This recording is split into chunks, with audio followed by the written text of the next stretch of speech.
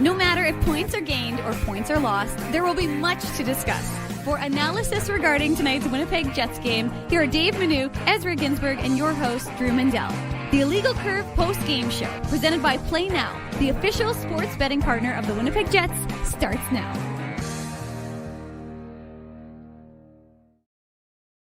Well, as boring as last night's game was, I think I'm confident in saying that we won't have to fill time on tonight's post-game show by going through Dave's camera roll again. So I think we're all thankful that we don't have to do that. There was no shortage of action, no shortage of goals, no shortage of entertainment in downtown Winnipeg. I'm texting with our buddy Joe Pascucci on my phone over here, and there's no shortage of entertainment, as we all know, at Game 1 of the World Series. The Jays absolutely lighting up the Dodgers, a 9-run sixth inning. They're up 11-4 on the Dodgers right now in the bottom of the seventh. It's a hell of a big sports night all across the country, and with that in mind, we say good evening, Winnipeg. Good evening, Manitoba, and for all those joining us live this evening on our YouTube channel and all of our social media platforms, we say good evening, universe, and welcome to the Illegal Curve post-game show presented by our friends at Play Now. Alongside Ezra Ginsburg, alongside Dave Manouk, I am your host, Drew Mandel, here to discuss a Winnipeg Jets victory. They're back in the win column. You knew it wouldn't take long based on previous precedent. 5-3 tonight, the Jets over the Calgary Flames. The Flames were game. They put forth a good effort. They tried their best. The Jets, they played, pardon the pun, with a little bit of fire, running into some penalty trouble in the third period. But Vlad Nemesnikov into the empty net extinguished any hopes of a Calgary Flames comeback. Gentlemen, good to see you both. That's it for my punny business tonight on the Illegal Curve postgame show. What's up, boys? Yeah, I mean, that's a nice win for the Jets. The amount of penalties in this game, guys, was absurd. It really was, and it continued in the third period. And that was after there was a bunch of penalties in the second period. But, like, you know, if you're the Calgary Flames, like Drew's right, this was a one-goal game in the third period, obviously, before Nemesnikov iced it with the empty netter, right? But if you're the Calgary Flames, like, you just can't be taking these types of penalties, like the Huberdeau high sticking on Jonathan Taves, or when Morgan Frost crossed the line and then he tripped, I think it was Nemesnikov, right? Like, Coronado getting rid of a Flames power play with his. That was another high sticking penalty, right? Which like they called holding the stick according to the game sheet. But I mean, come on, even the Nito Niederreiter goalie interference. I mean, that was very questionable. It was a bad call. I mean, just again, I understand that there's a lot going on, but Dave, there were 14 combined power plays. I know it was insane. It was so dumb. Like I joked. I'm like, I don't think they've called enough penalties in this game because it was like. I don't know. I mean, again, I understand that it's the beginning of the season and you're trying to get control of things, but it seemed kind of wacky to me, to be honest with you, gents. But I mean, at the same time, gave the Jets power play an opportunity to get going and scored 2 big goals in that second period. And by the way, I don't want to say anything, but Gabriel Velarde talked to us this morning. Alex Iafallo talked to us this morning. Both guys scored. So if you're a professional hockey player and you're watching this show, which I'm sure you are, naturally, I would let you. I would advise that when you have a chance to speak with us. Well, you won't be able to speak with us on Sunday because there is no morning skate because it's a 5:00 start.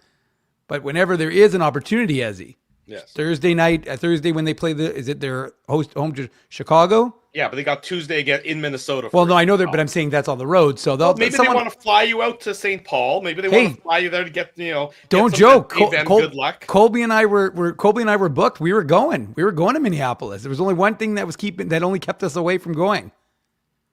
Money? No.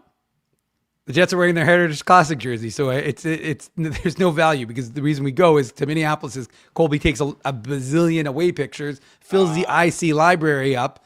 And I was going to join him for the road trip down, but it proved that it would not be worthwhile because they're wearing Heritage Classic on Tuesday. Okay, well, there you go. A little breaking news. There you go. In case you didn't know. Yeah, exactly. Dave M is the Jersey insider. Somebody call UniWatch. Dave M is on the case. Good to know on that front. Dave, thanks for sharing that. It's funny, though, the Jets get the 5 goals in tonight's game, and we're going to bring everybody into the Matt Frost Media Center as soon as we have Jets head coach Scott Arniel at the podium. Speaking of Colby, he's, of course, in the Matt Frost Media Center, photographer, videographer extraordinaire. We'll hear from the Jets head coach coming up on the post-game show. But it's funny, the Jets get 5 goals in tonight's game. Only one of those 5 actually come at 5-on-5. To Ezzy's point about the number of power plays, the Jets get a goal 4-on-4. The Jets get a goal. They get 2 power play goals. They get a 5-on-6 goal. Only one of the goals, the Taves goal, is actually the only goal that's 5-on-5. But again, 2 straight games against the Flames where it's just a parade to the penalty box, and at least it was entertaining. It wasn't boring, given what we saw last night against the Kraken. But it's just sort of ugly from a hockey perspective, but beautiful from the Jets fans' perspective of another win in the left side, the winning side of the ledger. Well, Dave, mentioned Gabe Vilardi and Alex Iafallo getting the power play goals. I thought that was maybe Gabe Vilardi's best game of the season. And I realize we're only 8 games into the season, guys, but he was admitting that he was struggling. No goals through his first 7 games, and that pass to Iafallo on the power play, Dave, was, that there's not many, we've talked about Vilardi's hand so many times, right? He's got, as the old saying goes, he could, stick handle in a phone booth, right? And that applies to Vilardi. So Vilardi's goal was nice, but I think the pass was arguably nicer to Alex Iafallo, because he easily could have shot that, right? I think Vilardi makes him so dangerous. Exactly. That he has the ability to shoot. He has the ability to pass. He's a very smart player. And so the Jets obviously relied heavily on the power play for tonight's win. But they also, got some contributions at even strength again. And, I agree with Drew. It really was, it was even more so a disjointed game than the last game, really, if you think about it, right? It was just every 30 seconds, it seemed like there was a penalty. But also wanted to mention, boys, I thought Eric Comrie in the second period, when the Flames made it a 1-goal game, he made a couple of saves. Obviously, Comrie wasn't necessarily his best night, but you remember he had that save in tight on Matt Coronado, and then Connor Zary had a chance there late in the second period. So I just wanted to mention that in there. Even though Comrie allows 3 goals tonight, he gave his team a chance to win. And that's what you are always going to be asking out of not just your backup goaltender, but your goaltender in general. So I thought Comrie quietly had a very, I think, solid game. The save he made late in the game, I think it was on Backlund, but I could be wrong on that. It was almost simultaneous when Hayden Fleury was taking the cross-checking penalty. Eric Comrie, it's a glancing save, but that's a huge save that you almost didn't realize it until you saw it on the replay. Dan and Kevin were doing the broadcast, of course, and the game is going on. That's a little bit of chaos. You got the Fleury penalty being called. It was only sort of on the replay that everyone could recognize just how good of a save that was by Eric Comrie to keep it at that 1-goal game for the Jets. So Eric Comrie certainly, again, 3 goals is too many goals against based on what you ideally would like. But at the same time, he was very solid for the Winnipeg Jets, 30 out of 33 saves in tonight's contest. It's sort of funny, though, guys. As we're going to get into the nitty-gritty details of this game, that first period by the Winnipeg Jets was more of the same from what you saw last night. So, based on that first 20 minutes for the Jets, again, a very charitably can be described as sleepy start by the Winnipeg Jets. I don't think that anybody necessarily saw a 5-goal explosion come over the final 40 minutes of tonight's contest, given how poor they played in that first period, which was similar to what they played like last night, really, for the most of the 60 minutes, or a lot of the 60 minutes against the Kraken. But I guess the Jets shook off the cobwebs quickly there in the second period. And then, again, Calgary is a bit of a mess of a team. So the Jets, did what they needed to do. But again, you don't really love the sleepy start, I would say, again there, Dave. Yeah, no, there's no question about that, Drew. And again, I think, boys, I think we're getting away from the true thing that we should be talking about, is that if it wasn't for, the Jets are down 1-0, as in Logan Stanley wakes up the place. Let's go, he says, as he gets into the fight with Klapka, and then of course, shakes things up as he's sent to the penalty box. But no, Drew, there's no question about it. Calgary, look, you're playing a desperate team. This is a team that's now lost 8 games in a row.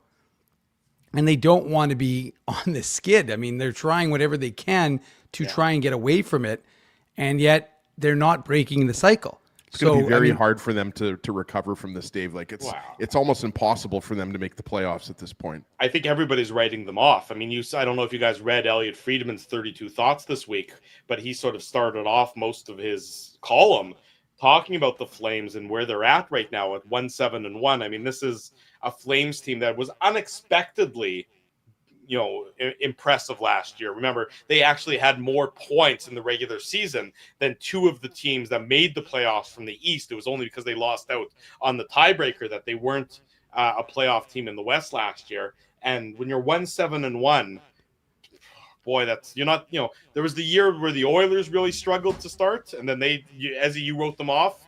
By the way, I'm just reminding you about that. You wrote them off, and then they, of course, went on the run all the way to the Stanley Cup final. I think it was 2 years ago now.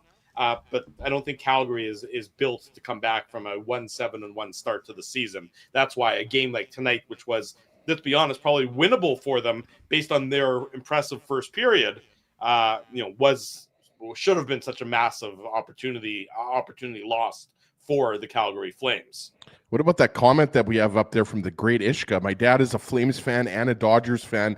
Tough night for him. Yeah, that's a double no tonight because the Jays are handling the Dodgers, obviously, and now the Jets have defeated the Flames twice already this season. But I mean, look, the Flames, I think they put in a valiant effort tonight. That was a desperate team. I mean, like we already mentioned, they were desperate to end this losing streak. They obviously were unsuccessful, and I think the Jets, to Drew's point, they persevered despite a pretty sloppy first period. Like, I just didn't think they were generating enough offense. I liked what I saw as the game progressed. The line that I was really focused on tonight was Taves, Iafallo, Chibrikov. I liked what I saw from that line. Chibrikov had a few chances.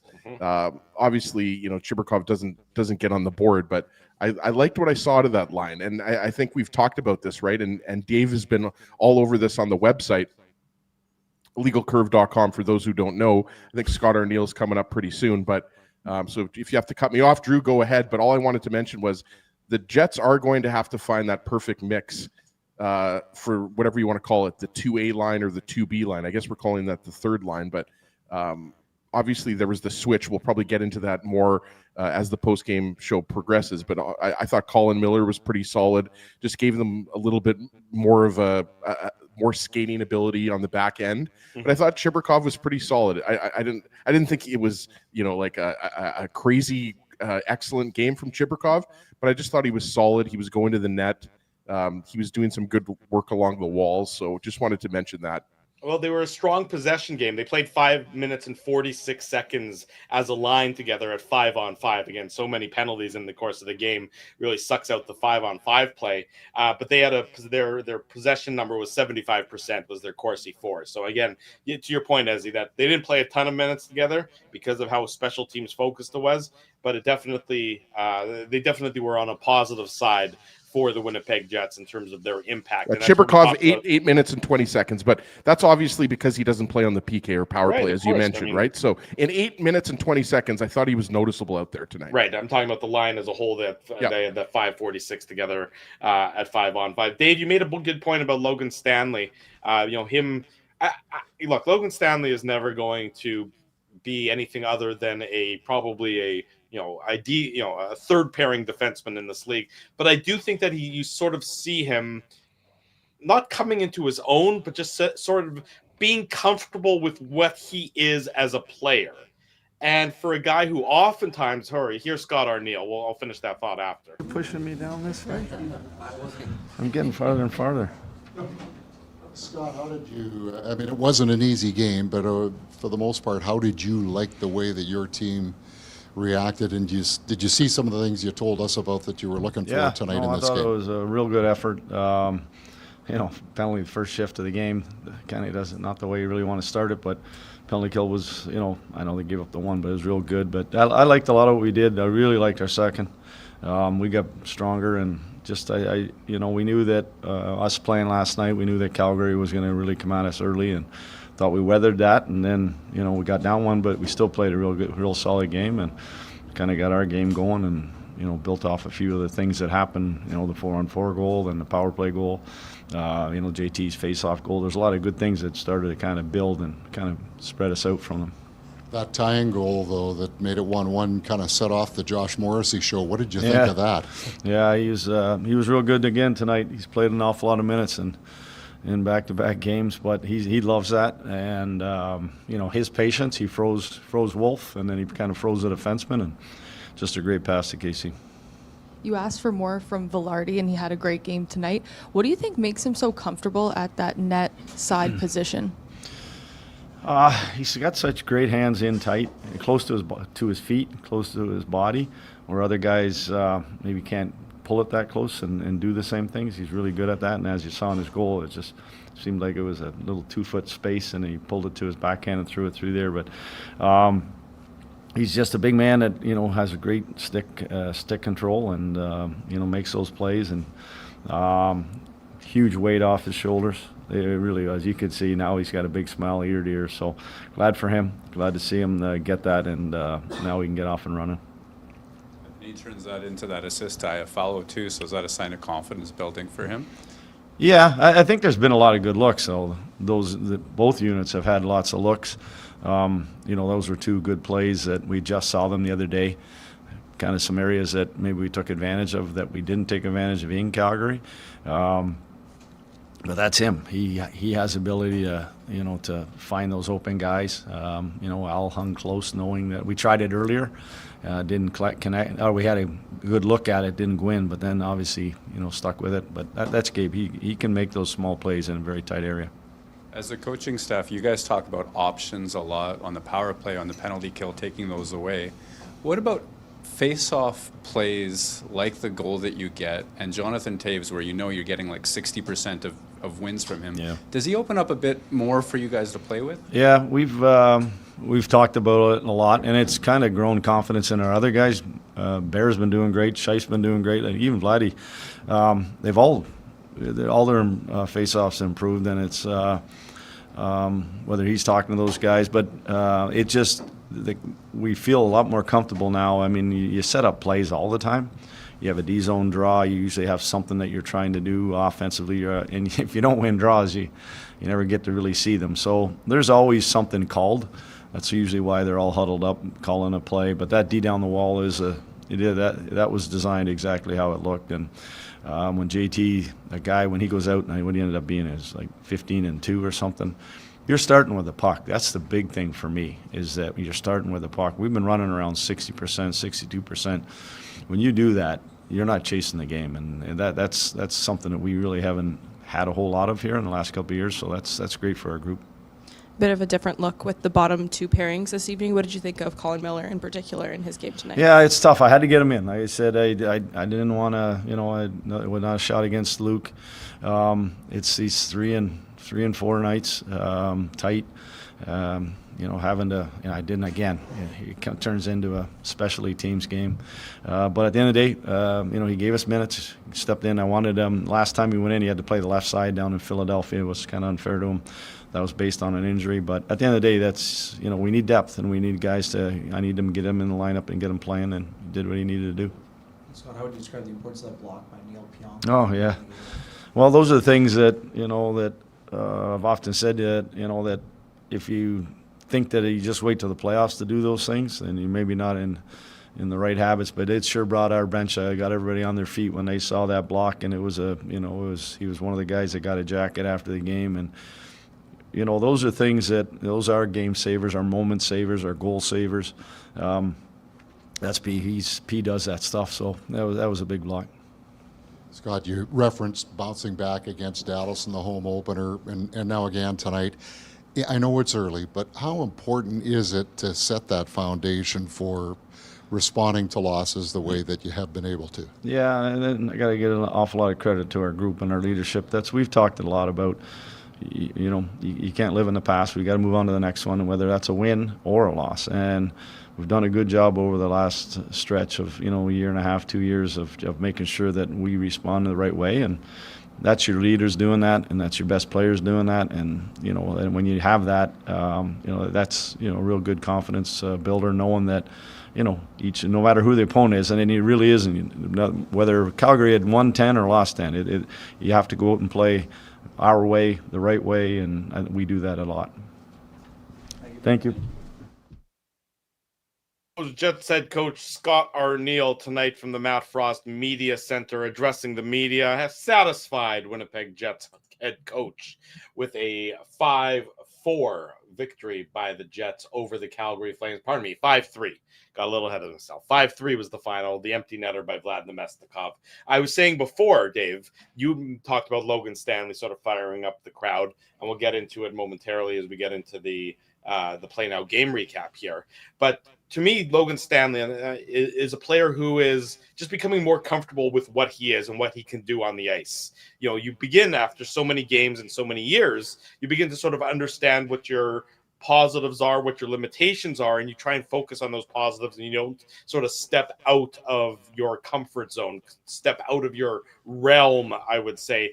That is what I see from Logan Stanley. Are there warts to the game? Yes, no question, but there's warts to every bottom pairing defenseman's game in this league. That's why they're bottom pairing defensemen. But at the same time, I see him, at least so far this year, and it's early, just maybe trying to mitigate those and making them less prevalent and less obvious and less often in his game than they have been in years past, when maybe he's still trying to do a little bit too much. Well, I won't focus on the second goal against, but that wasn't entirely on him. That was entirely that was a 5-man unit, Ezzy, that collapsed, and we're watching the Flames kind of dance. I think the Jets thought they were in cruise control, but anyways, Colin Miller wasn't great on that one either. No. Yeah. I'm literally meaning. I mean, it made me think of Stanley because he was out there for the play, but everybody on the line was awful in that play. Mm-hmm. But anyways, no, I mean, I think you're right. I think he's trying to play within his framework, and he has to play a certain style of game. And he's clearly more confident. I mean, the Logan Stanley dangle Ezzy that we saw yesterday that we talked about. I mean, that's clearly something that is in his wheelhouse. He almost scored another goal tonight. I mean, he is shooting the puck, it feels like, a little bit more. And maybe it's because he's on the ice a little bit more because he's playing with Neil Pionk. He's getting bigger minutes. I don't know. What did he play tonight, Drew? I think he played like, Logan 17, Stanley 18 yesterday? Was 12-21. Okay, so it was not quite as much as he did yesterday. But, I mean, ultimately, you have to be, if you're going to be in this lineup and there's not going to be Luke Schenn to, quote, bring that sort of physicality, then, I mean, you're 6'7". You got to do something with that size. And you're the biggest, strongest, thickest guy out there. So you need to be able to do something with it. And I think to your point, that is what he is trying to do. And I think it did fire up the team a little bit when nobody asked Scott Arniel about it, but I do think that there probably was an element of getting the team fired up when he's banging the glass. I mean, Ezzy, we don't like glass bangers. But that's usually the glass bangers on the outside of the rink, not the guys who are in the penalty box. So maybe they get an exception to the rule. Yeah, we'll give Stanley a pass for his glass banging. And I'm not meaning to play devil's advocate here, but I mean, there was a pretty bad giveaway right in the third period. I think that was to Connor Zary, right? So those are the types of things that you don't like in Stanley's game. And again, I'm not trying to be, negative Nelly here, because I do think Stanley's playing some good hockey. I'm just saying that's when he gets into trouble. Those out. Right. Yeah. I think just I know that one was an obvious one, and I know that the Backlund goal looks ugly, but just as a whole over his game so far this year through the 8 games, I think he's played every game for the Jets so far this season. I can't recall 100%. He has. Yep. I just think that he just does. I mean, again, there's warts. It's not a perfect player by any stretch of the imagination. I just see a slightly more confident player than we've seen in years past. Right, absolutely. And to your point, I think when you play better teams, that's when Stanley can get exposed, right? Like, and that's why we've always said that, as a third pairing defenseman, that's fine. But when you move him up into the top 4, that's when you start to get a little bit nervous, even though, at times him and Pionk have been pretty good there as the second pairing, right? So, yeah, nice to see him fight. Nice to see him continue to have confidence. And again, it just gives the Jets more options, right? Like, obviously, when Dylan Samberg comes back, he's going to take his spot on that second pair with Neil Pionk.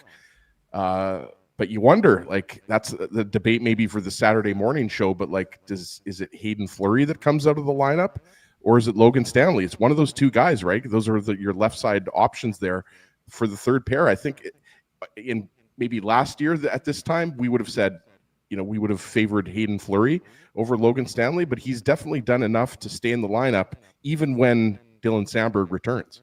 Yeah, time will tell on that front, but the Jets will take, they have what they have on the back end right now. Colin Miller getting into the game tonight, sort of as we predicted on last night's post-game show, that with Luke Schen's limited minutes, it seemed like a good opportunity to get Colin Miller into a game, and that's exactly what happened. Why don't we break it down? There's 8 goals to go through, so there's certainly no shortage of scoring in tonight's contest. We'll break it down like we always do as part of the Play Now game recap. The Play Now game recap. Big thanks to our friends at Play Now for their continued support of the Illegal Curve post-game show. When you sign up for Play Now, you get to use your welcome bonus up to $250. Don't bet on illegal sites. Bet with Play Now instead. Conditions apply. 18+. As you all know, enjoy responsibly. The Jets gave up a power play goal. Doesn't happen very often. It's newsworthy when it does. Imagine if it happened more often, this team would not be in the position where they're in, given how often they get to the penalty box, which is too often that they're sitting in the box. But the Flames open the scoring at the 5:18 mark of the first period. It's the Jets' second minor penalty within the first 5 minutes of this game. Chibrikov took that holding penalty 19 seconds in. DeMello's in the box for tripping. And Nazem Kadri gets his first of the year. 9 games it takes for Nazem Kadri to get his first of the year. Assist to Morgan Frost and Zane Perek.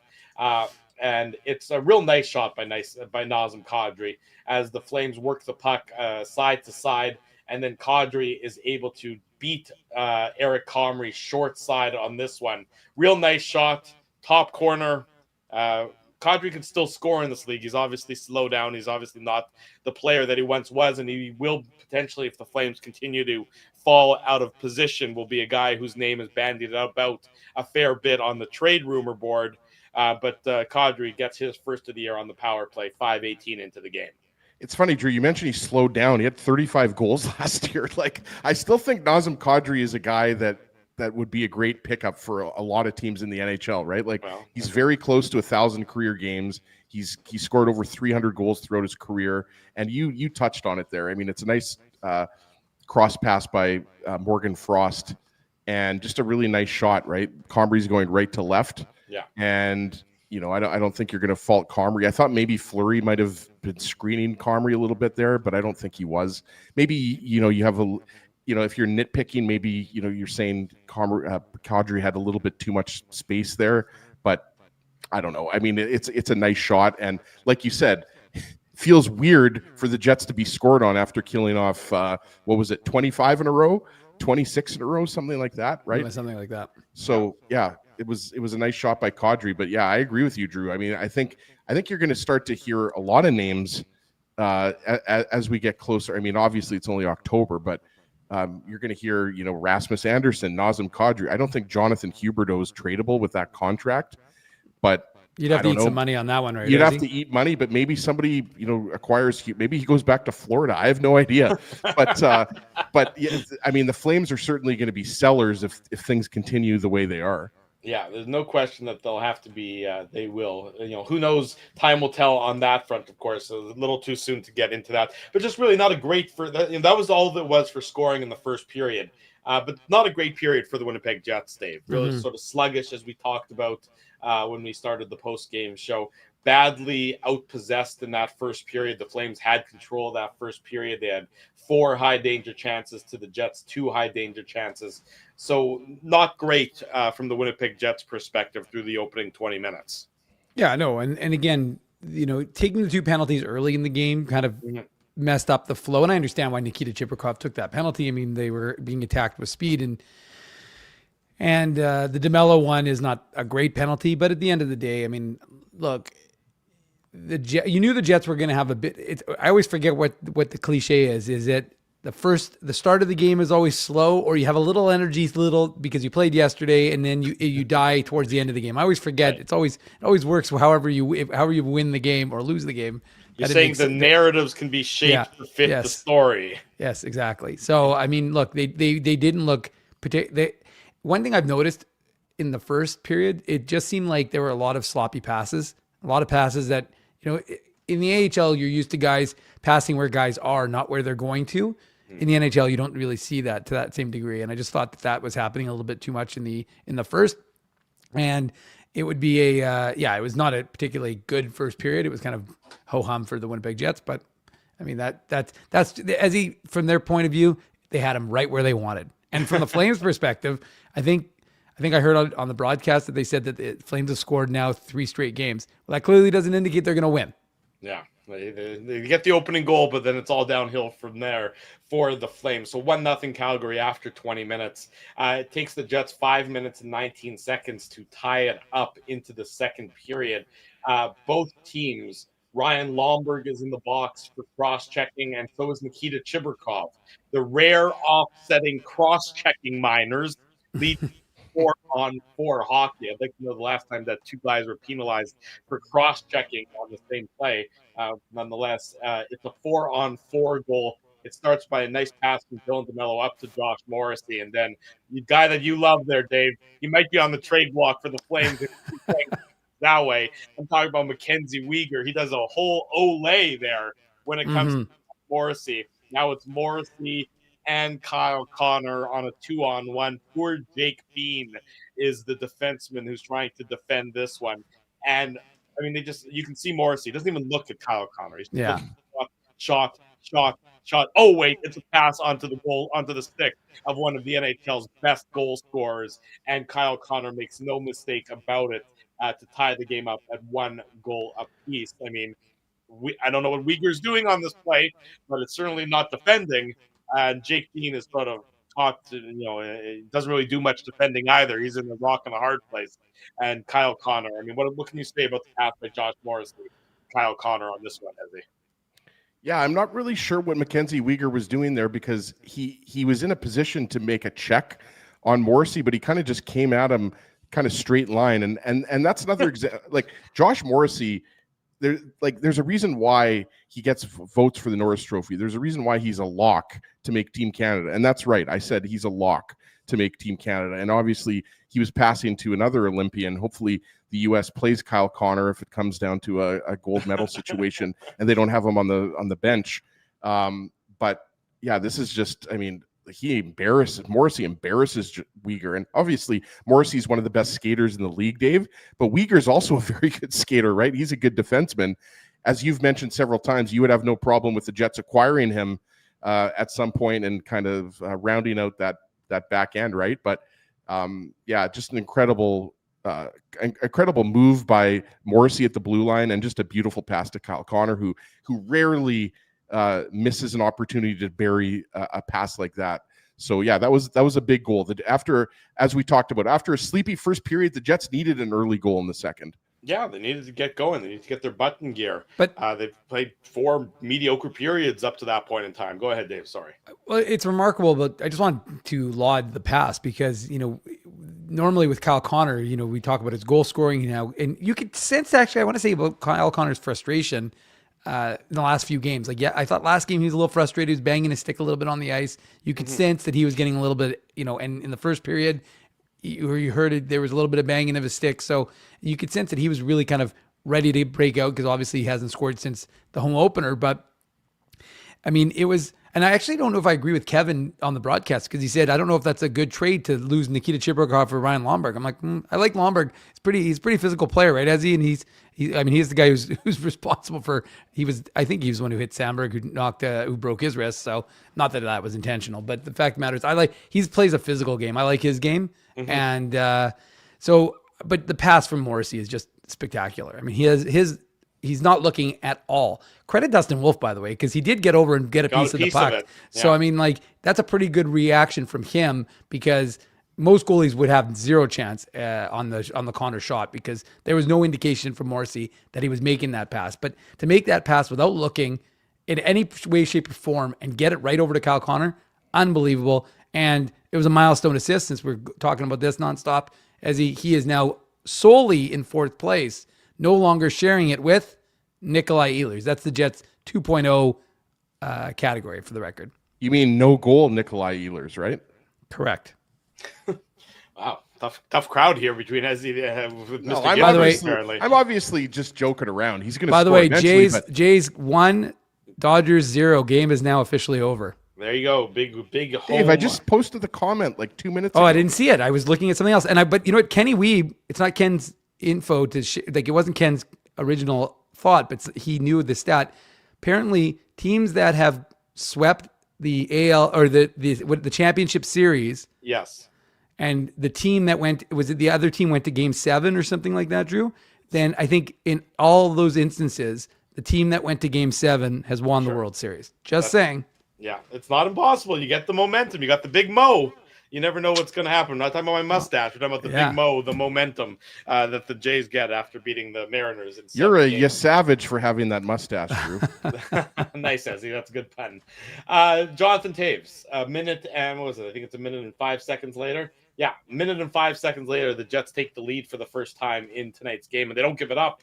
Jonathan Taves gets his first on home ice, his second of the season. Josh Morrissey, he gets his second assist in the span of about a minute and 5 seconds. Loves playing those Flames. Yeah, it's 2-1 for the Winnipeg Jets as a result of this goal. It's also going to be our Wheatland Hockey Heads Up Hockey play of the game. And you know why it's going to be that? It's simply, as you heard Scott Arniel talking about, that's a set play for the Winnipeg Jets. And when a set play is executed to perfection, then it deserves to be our Wheatland Hockey Heads Up Hockey play of the game.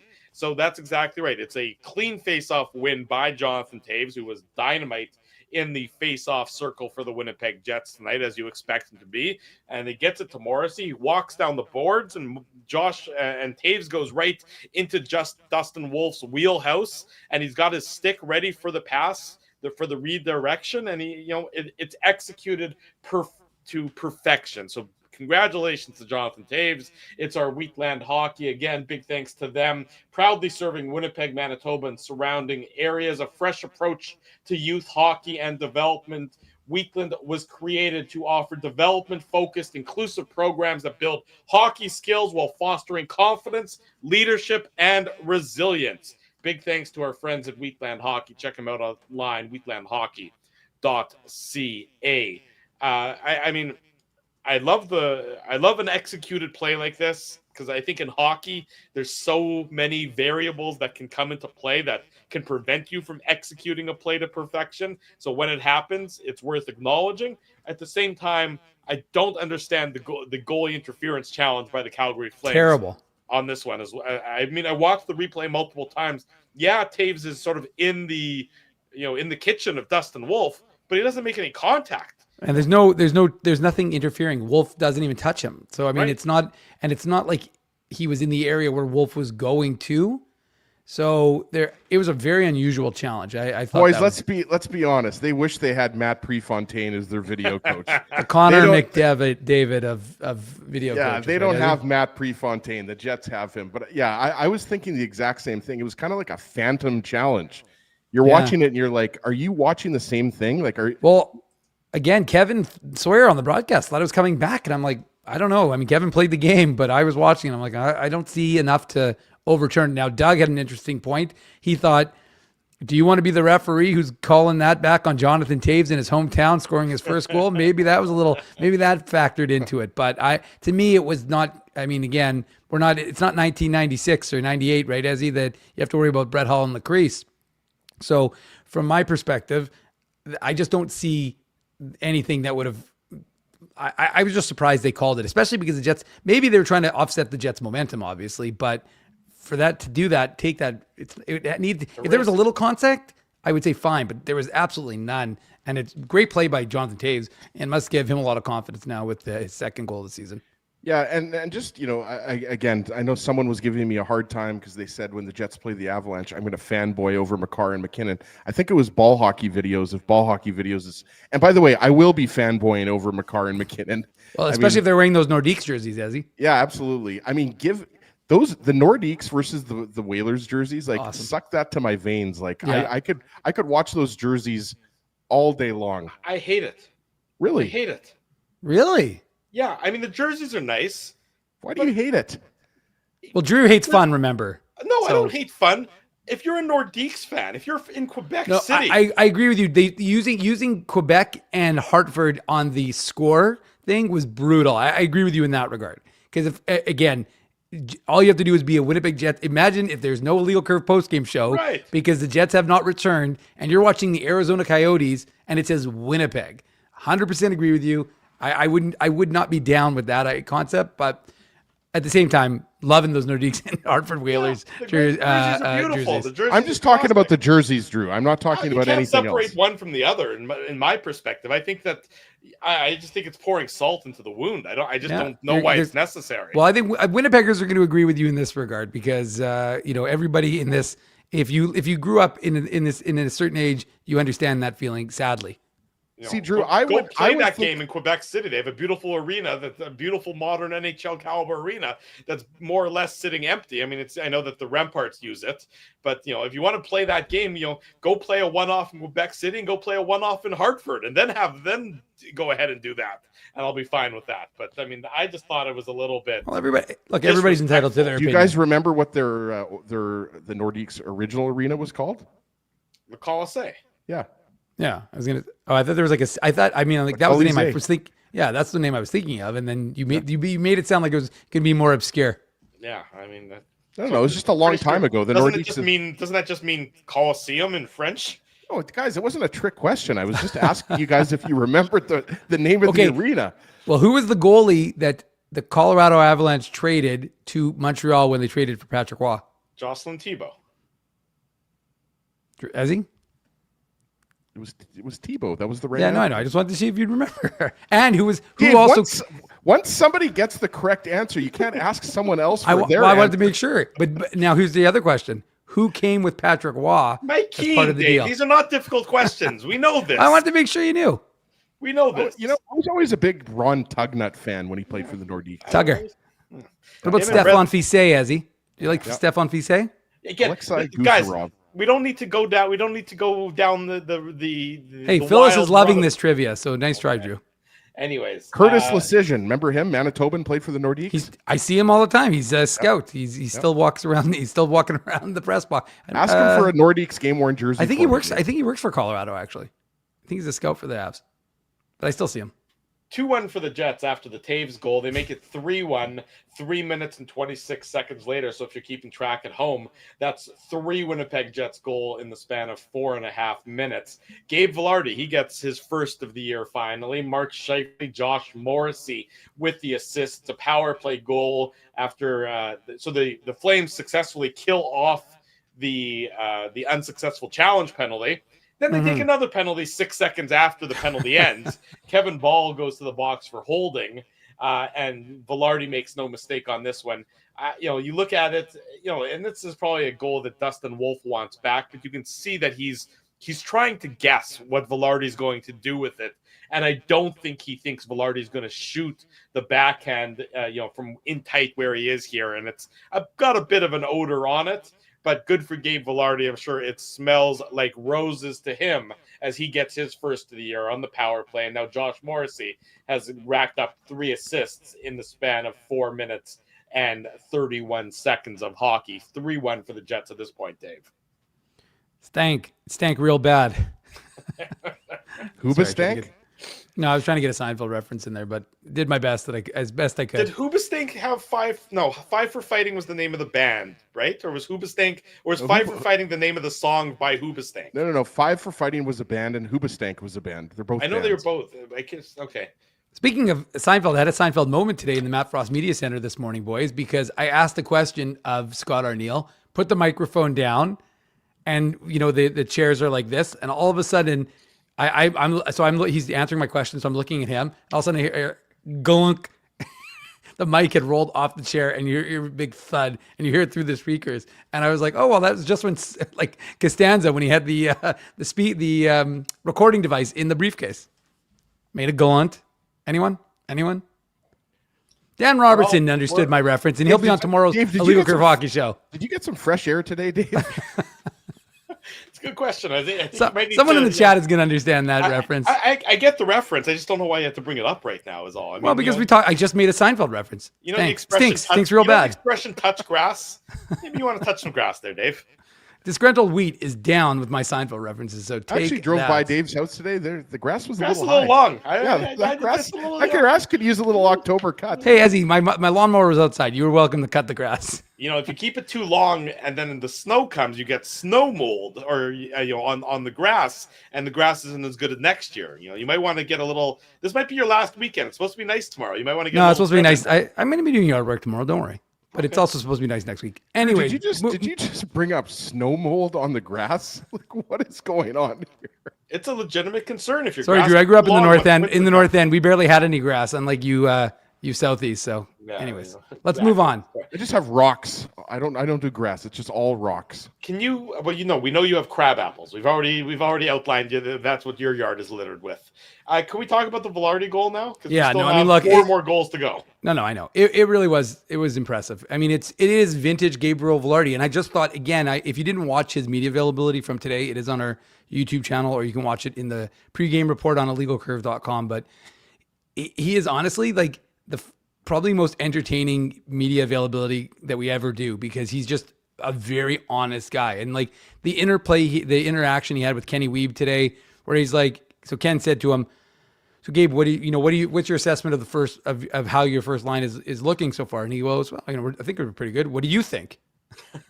And then Ken's like, well, I don't know. It looks like you guys have been pretty good. He goes, oh, okay, good. And then he kind of rolled on from there. And he basically kind of, again, self-deprecating, basically said that if he was burying his chances, Scheifele and Connor would each have 20 points. And so then, and that was kind of his assessment. He said, look, I try not to watch too much video because then I get too focused on it. I just try and go out there and I'm getting the chances, which if you look at like the stats, he's right up there, right? I think it was Connor McDavid was number 1 for guys who should score and haven't in the league so far. And I think, Velarde was 4th. So, I mean, he's getting good chances. He's in the right spaces, right, Ezzy? And sometimes the puck just isn't going in. And when Scott Arniel was asked about Gabriel Velarde's game through 7 games, he essentially said he just needs to play his style of game. And his style of game is within 10 feet of the net. That's where he's going to have success. Mm-hmm. Well, what happens? He's within 10 feet of the net, makes a great play, and made an even better play, as Ezzy said, on the IFL goal. Because the goal isn't the best goal, but the play he makes on the next one. I don't want to get ahead of myself, because that's yours to assess. But just you can just see the confidence was back. You could see the way he reacted, the way he punched the glass after he scored. That it was just kind of like, again, like that monkey. Even though we're only 8 games into the season, you could just sense that it was something that was bothering him, and he's happy that it's out of the way. See, Dave, Velarde's a glass puncher. Stanley's a glass banger. Yeah. Velarde's a glass puncher. That's what Good he point. likes to do. But no, he got the monkey off of his back, guys. He needed this goal. He's a goal scorer. At the end of the day, yes, Gabe Velarde can set up goals, but he's a goal scorer. And yeah, it's not maybe the nicest goal, but the thing is he put himself in a position to score that goal, right? And that's what he does. He's a big boy, and he puts himself with his body position. He put himself in a situation where he could just roof that puck over Dustin Wolf, right? So Dustin Wolf was maybe he could have handled that shot a little bit better. He was down and kind of just handled that shot awkwardly. But that's the thing. Gabe Velarde, with his skating ability and his smarts and his hands, he's able to really make himself a dangerous threat every time he's out there on the power play, right? And we saw that obviously on the 4th goal. Yeah, absolutely right, Ezzy. The Flames do cut it to 3-2 before the second period is up. It's really just a poor play.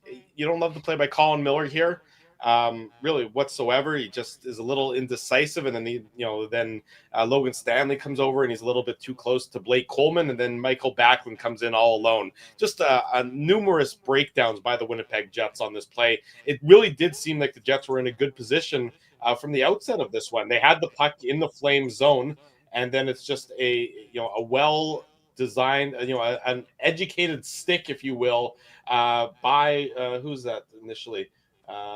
29 for the Flames is the one who gets the stick on it to begin with, that forces the turnover for the Jets. It's Samuel Honzek, young player. He makes a nice play at the defensive blue line, and then the Jets really just sort of they struggle right after he makes that play. He got a couple bad reads, And Calgary, I would argue, maybe outworks the Jets a little bit on this one. And eventually Backlund is in all alone on Eric Comrie, and he's able to tuck it behind the Winnipeg Jets goalie to make it 3-2 in what has been certainly a high-scoring second period.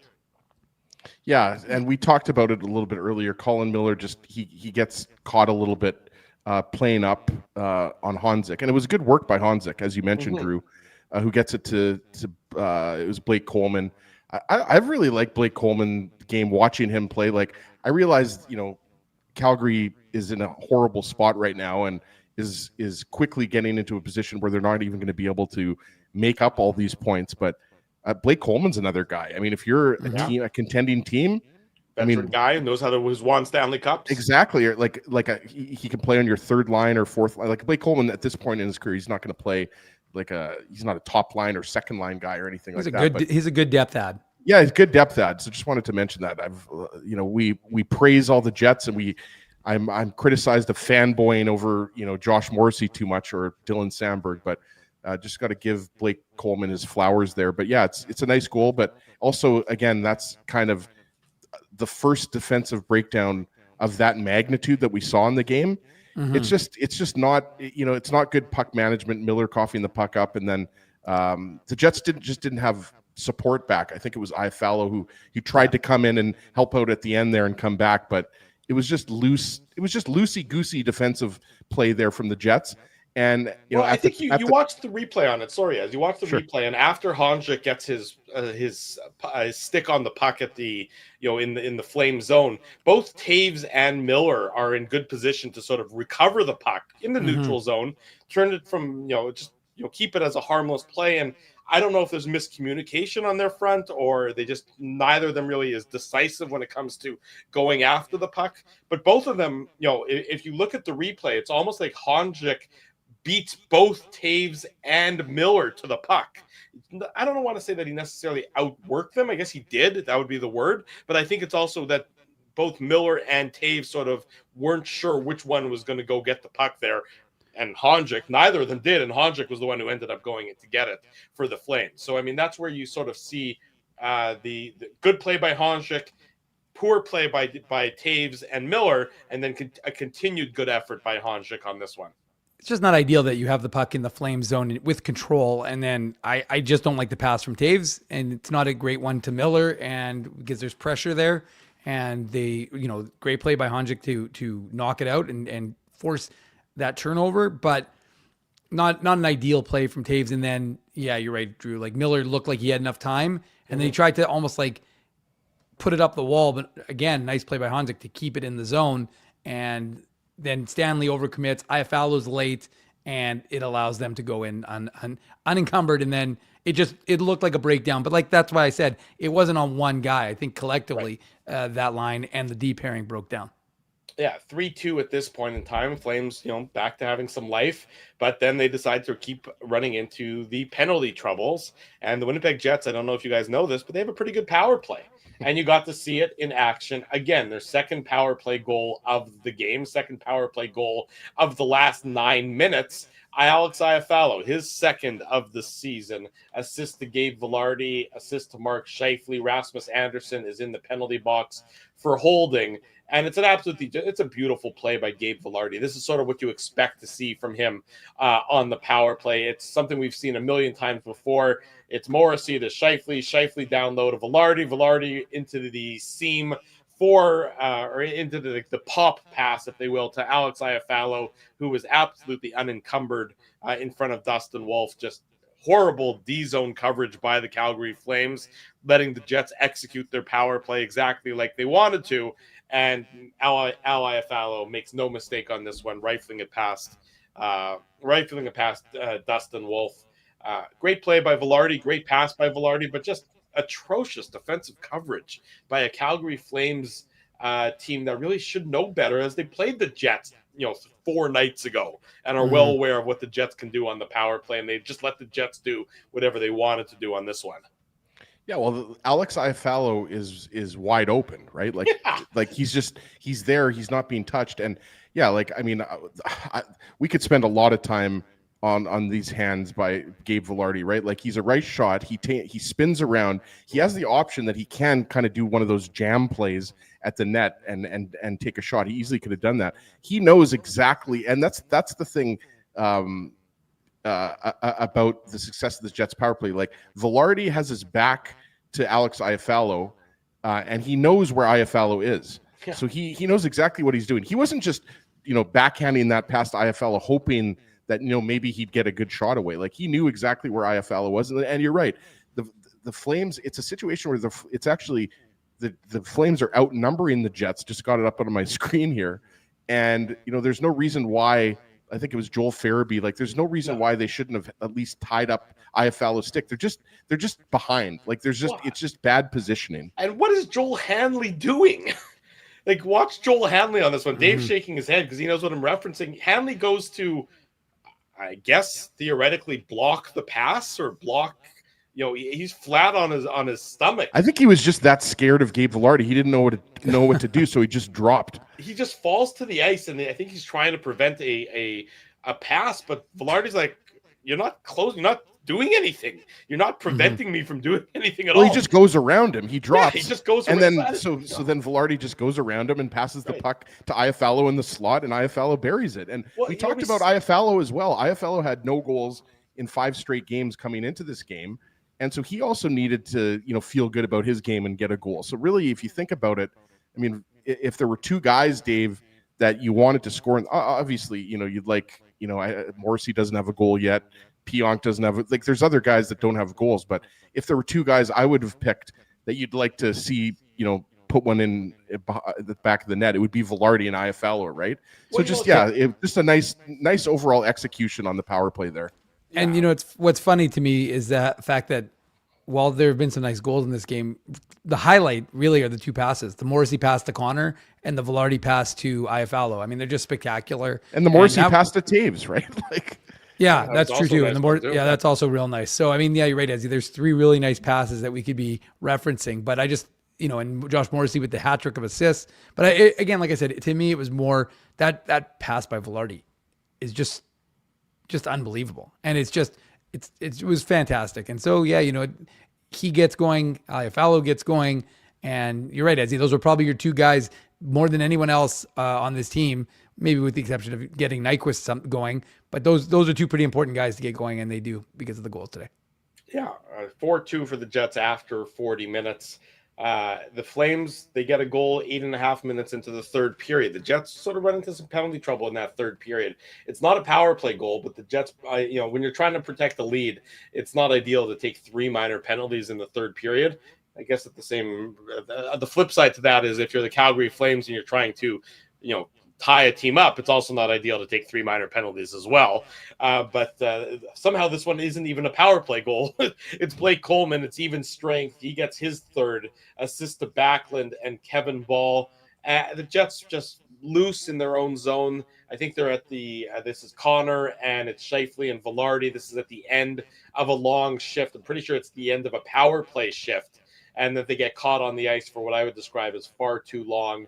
And Coleman makes no mistake. He's left all alone in front of Eric Comrie. Jets couldn't get the puck. They couldn't get it out of the zone. Again, way too loose that Blake Coleman is just left. Everyone's watching. Mark Scheifele's puck watching. It was not a great D-zone coverage by the Winnipeg Jets at the end of a long shift. And the Flames have life with 11.5 minutes to go in this 3rd period, Dave. Yeah, I think they were on for quite a bit. What time was that? What time was that scored? 8:27. 8:27. Yeah, I think they were on for a fair bit of time there, Drew. So I mean, because the power play a minute 30. They were on for 2 minutes and 34 seconds. Yeah. So it was either that shift or there was. Is that a long shift, Dave? I don't know. I think that seems kind of long. I want to make sure I got that one right. That was what period? Wait, actually, sorry, Drew. I might be wrong on that one. 3rd period. Yeah. Jonathan Huberdeau was in the box at the 5:59 mark for high sticking. Yeah. So I mean, the Jets' number 1 power play. Sorry, a minute 31 for that shift. That's too long. Oh no, actually, sorry, 2:28. It's crazy. Yeah. So they took. Yeah. when the power play, so they were on for the entirety of the power play. Yeah. The power play ended. They didn't switch or anything. Yeah. There was no line change, and then they were caught in their own zone. So there you go. So, I mean, the entirety of the power play. Yeah. So, I mean, like, yeah, it's definitely, and the fact of the matter is that you're playing a really desperate Calgary team, right? Yeah. I mean, you're, like I said, they do not want to lose 8 games in a row. They didn't want to lose 6 games in a row. They didn't want to lose 5 games in a row. They certainly don't want to lose an 8th game in a row. And they know that, look, all the reports, everything we're hearing, right, from the insiders like Frank, and saying that, you know, Craig Conroy is prepared to let this team kind of figure it out for a little bit. But I mean, it's already 8 games in, right? You know, we always talk about banking points, and the Jets continue to bank points and how important it is with the 3 major pieces that are out right now for the Winnipeg Jets. The fact is that they're 6-2 on the season is, well, sorry, spoiler alert, we didn't get to the end of the recap, right, Ezzy? So maybe someone didn't actually realize it, but the Jets did in fact win the game. But the truth is that if you're the Calgary Flames now, you win the first game of the season, and then you've lost every other game subsequent to that. There's no joy in Joyland, as former coach Claude Noel used to say. It's just, Dave, it's like, again, we don't have to spend, any more time on this, but just looking at so the Flames are what, 1-6-1 or 1-7-1? Yeah, they have one loss that was in regulation. 1-7-1, yes. Right, so they're 1-7-1, right? Yeah. So like now you're in a position 9 games into the season where you have to put together. And they played games than anybody else in the Western Conference. But Drew, you have to put together like a 5 or 6 game winning streak just to get to 500. Yeah. Like that's the issue. You put yourself in such a like, it's one thing to lose, 3 of your first 4 games or something like that, or maybe even 4 of your first 5 games. But when you've lost 8 games of your first 9, I mean, it's just like, it's so hard to recover from that. So, hopefully they can, but it's definitely not looking good at this point. It certainly is not. They did get close to tying the game. They had opportunities. Niederreiter takes that goaltender interference penalty.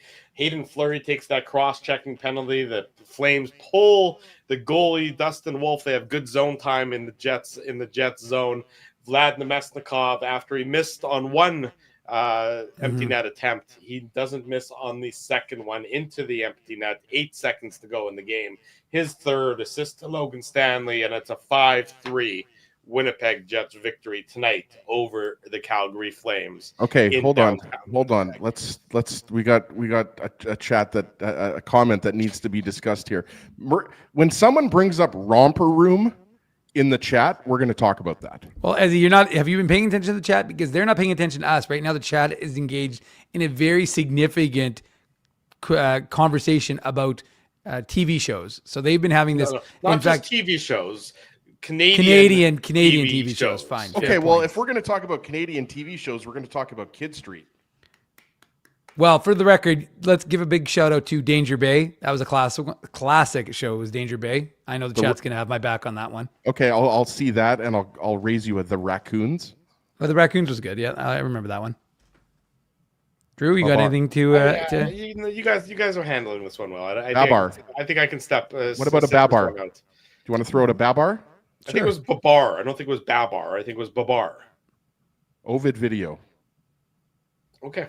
Well, on that note, do you remember Ovid Video? Was that license plate show? Was that a Canadian one? Bumper Stumpers. Bumper Stumpers. Yeah, Bumper Stumpers. Hosted by Wayne Cox. Talk about. I think that was also hosted by Wayne Cox. By the way, I love when the chat now derails us. Yeah. Well, we sometimes will help the chat get derailed, but somehow now the chat is getting us derailed. I think I'm going to watch Degrassi High School, the movie School's Out tonight. What up? Whatever, booger. We're going to go to break. We'll come back. We'll wrap up the post-game show because we have a Legal Curve hockey show in about 10 hours' time. So everybody wants something. Snake and Joey are over in the other corner as well. It's the Legal Curve post-game show. We want to thank you for not betting with Play Now and choosing our illegal gambling sites instead. Because we couldn't afford things like this without your money. So much of your money. Now you might have questions like, do our profits benefit your community? No. Or bet with Play Now, Manitoba's local legal and secure gambling site. Dining, entertainment, parking, and convenience, all in one spot. City Place is located in the heart of downtown Winnipeg, attached to the Canada Life Centre. Whether you're working, living, or out for a night in the downtown, make City Place your go-to destination before or after the fun finds you. Lunchtime, game time, anytime. Visit City Place at 333 St. Mary Avenue, next to Canada Life Centre. Boys, I've made an important life decision, and I need your support. Oh, boy. I've decided to get a grill. You mean a barbecue grill for cooking? Like, that's not an important life decision, Ezzy. No. A grill for my teeth. A grill for your teeth? Do I even want to know why you're doing this? It's simple, really.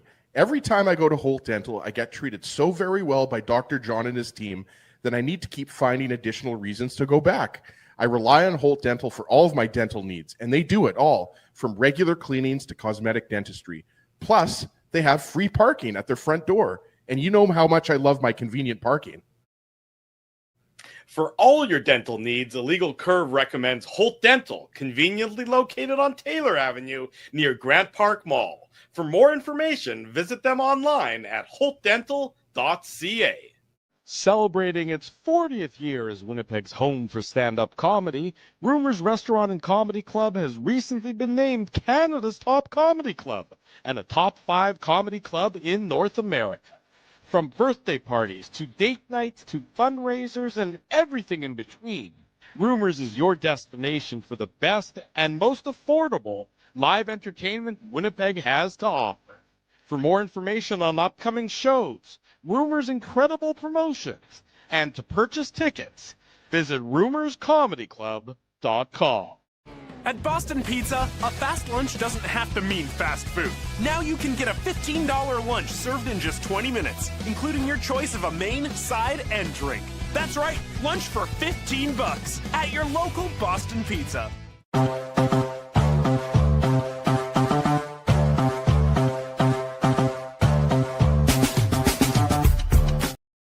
11 o'clock. Welcome back to the Illegal Curve post-game show. Drew Mandel, Dave Minuk, Ezra Ginsburg with you. Jets victorious 5-3 tonight against the Calgary Flames. They continue the 3-4 nights of this homestand on Sunday.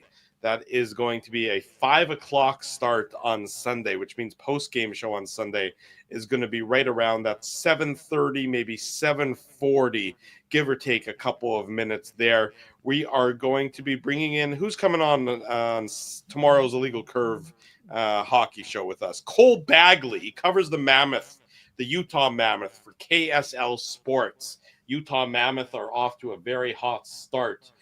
No Alex Kerfoot, though. No Alex Kerfoot. Yeah, the team announced that he had to have surgery on his foot, I think. So he's out for some time. There you go. I tell you what, the Mammoth for the last number of years, I mean, have always had the injury bug get them. Remember last year they were supposed to have that very solid defense, and they had nothing but injury problems on the back end. But they're 6-2 so far this year. They score 28. They've scored 28 goals. They've given up 20. So it should be a pretty darn good contest on Sunday between the Jets and the upstart, if you will, Utah Mammoth. So we're looking forward to talking about that on tomorrow morning's Illegal Curve Hockey Show with Cole Bagley. Also going to be joined by our buddy Dan Robertson. It's always great when we can get together with Dan, so that'll be fun as well. So be sure to join us in, do some simple math, 10 hours time, which means it's time for me to go to bed. 10 hours time for the Illegal Curve Hockey Show, 9 a.m. tomorrow back here, talking about tonight's Jets-Flames game, talking about the Jets-Kraken game, and, of course, looking forward to the Jets and the Mammoth on Sunday afternoon, Mr. Ginsburg. Another show I forgot to mention from the 1990s. Remember the show Ready or Not?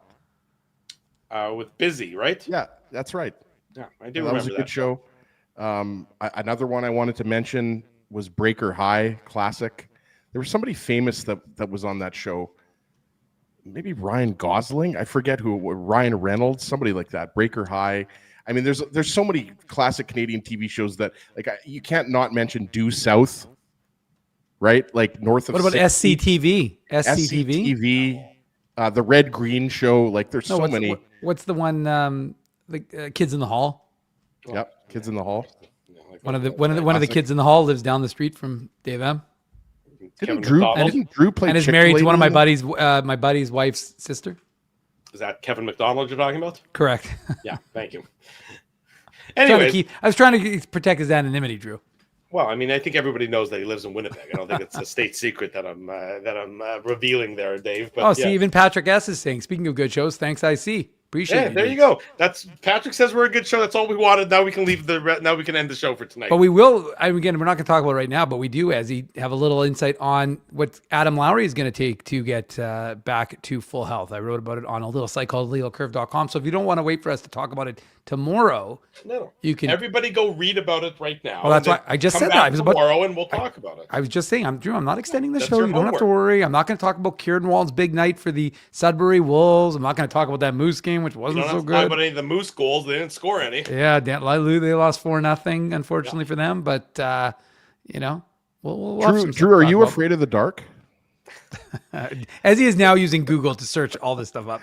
Let's be Big real. Thanks to all of you for joining. I've got us. goosebumps. If you haven't already done so, smash the like button, subscribe to the podcast, subscribe to the YouTube channel. Tell your friends. Tell your family. Left is going to come and get you otherwise if you don't already do that. And like you said, tell your friends, tell your family. The best place to be on Saturday mornings and after every Winnipeg Jets game is the Illegal Curve YouTube channel. Big thanks to all of our sponsors. They make these shows possible. Our friends at Rumors Restaurant and Comedy Club, Play Now, Holt Dental, City Place, Wheatland Hockey, and of course Boston Pizza. Support these fine businesses because of their continued support of Illegal Curve Hockey. Rob apparently worked on Due South. You can fill in the chat, Rob, and tell us why and how you got to work on Due South so we can update everybody tomorrow when we come back in a few hours' time for the Illegal Curve Rob. Hockey show. Jets win 5-3 post-game. Plenty of it more on illegalcurve.com. For Dave Minuk, for Ezra Ginsburg, I'm your host. Show off that merch, Ezzy. Yes, Ezzy's showing off the hat. That's going to come on Monday, we hope. Thanks, everyone, for joining us. Until tomorrow morning, 9 a.m., we wish you good night and good luck. Thanks for watching the Illegal Curve post-game show.